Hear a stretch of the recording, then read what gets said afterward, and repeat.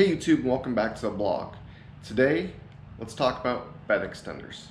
Now, whether you own a Pioneer or another brand UTV, it's eventually going to come up.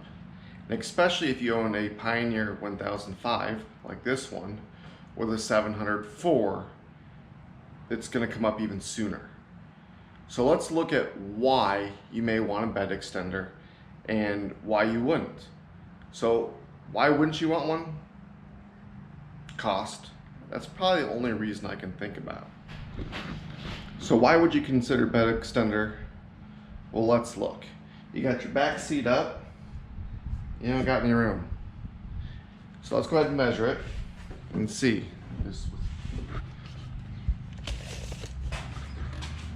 You have roughly 4.5 inches at the top.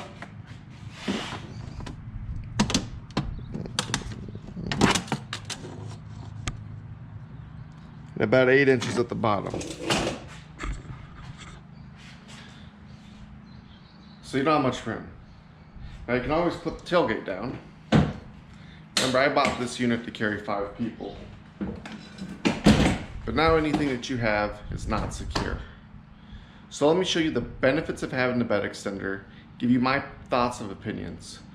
You put your thoughts and opinions down below in the comments, and let's see where we land. Alright, so let's go ahead and look at my JEI bed extender.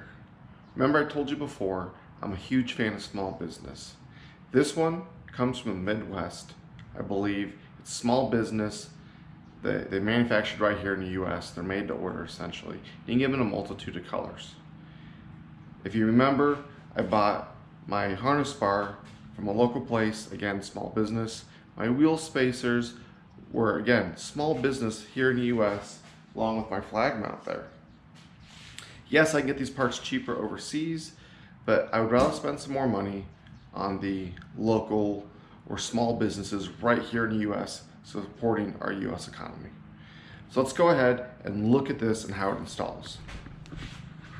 So when you come down here, you have a bracket on either side that stays permanently mounted into your Pioneer. For this bottom bracket, for the side bracket, you remove one of your tie down points on either side, you put a spacer underneath, and they come with new hardware to bolt in. You also remove one, I think it was a hex head that holds on the sidebar right here with a longer one there. And that's it. That's how it's held in, and it's very solid. Both brackets are mounted the same way, and they are side specific. The one downfall for having these brackets here is the release mechanism, put the back seat down, is right here. So sometimes it's a little hard to get to. Just put my finger in there and lift, you can hear it going. So let's go ahead and put the bed extender in there, and I can show you what it looks like installed. Okay, so I went ahead and I put the bed extender in. Now I would have showed you how to do it on camera. I can't do it with one hand. It's just too heavy for me to do that. So let me show you what it takes to put it on. So remember those brackets? They're right here. What I do is there's a spacer that comes with it right there with the cotter pin. I leave the spacer and cotter pin in with the pin so I don't lose any of the hardware when this is not in use and I have it out. And it's the same thing on this side. This pin right there just slides back and forth. I will admit, when I first got this, the pin was very tight, and that was just due to a thick powder coating. I pushed the pins through a couple of times, I wore the powder coating, and I've had no issues since. So when you store this, if you're gonna trailer or whatnot, and you have the seats down, this is the stored position. Push tailgate up, and it goes in there just like that. And for those of you wondering, let's get the tape measure out. Let's see. So from there, I've got just under 17.5 inches. And then side to side, you're looking about just under 35, so 34 3/4 of an inch wide. All right, so there's my cooler I take camping with me. No, it's not a Yeti. It is a Gator Box made in Florida by a firefighter who is a former veteran. And I am proud to support former veterans. It is a very good cooler. I take it out all the time, but it fits in there. So if you have a similar cooler, a Rotomoto cooler like this, you know, with the real thick sides on it. This one is the 65 quart cooler, and I pull it all the way over and push it back. You can see I still have plenty of room to get in and out. And you still have bed space. So let me show you what it looks like opened up. I'll set the camera down again. So to open it,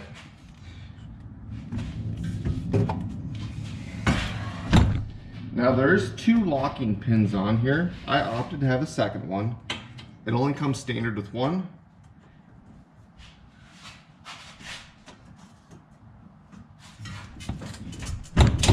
And there it's locked. So if you're four-wheeling, it's not gonna pop up.